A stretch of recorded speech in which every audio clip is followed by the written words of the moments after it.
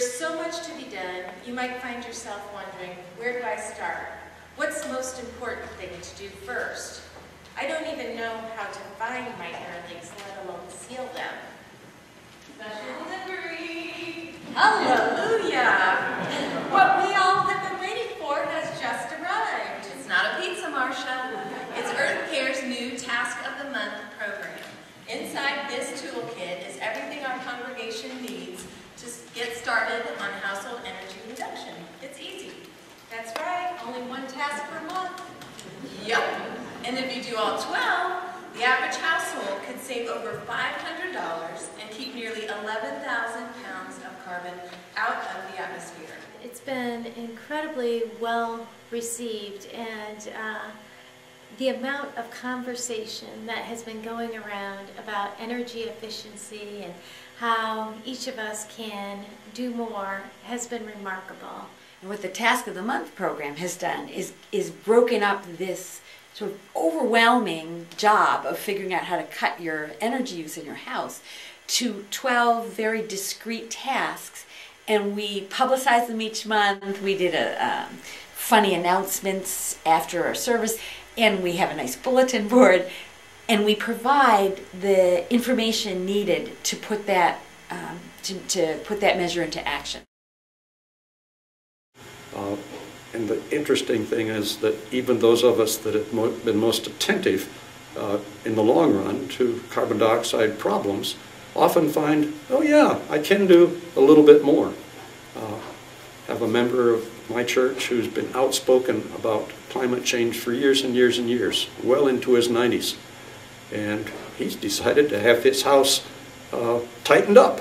He's hired help to have it done, not because he didn't know that it probably should be done, but it just hadn't occurred to him until we started doing Task of the Month and talking about it that, hey, those are some things that I can have done without too much expense.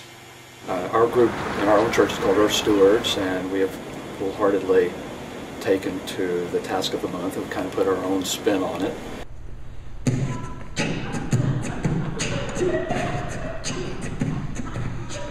Hey, y'all, I'm gonna be rapping my water heater, that's what's happening.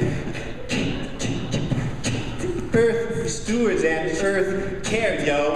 Wanna save the earth, but save yourself the narrow.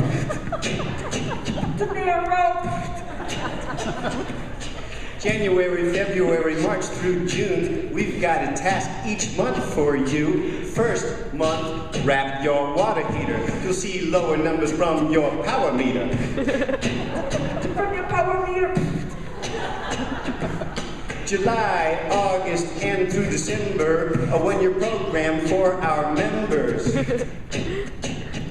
So commit for 2011. We'd like to have maybe 70 times 7 home energy steward commitment cards. Sign up. It ain't that hard. It's easy. Sign up at the narthex for today's lunch. This hot water wrap is a wrap. Thanks a bunch.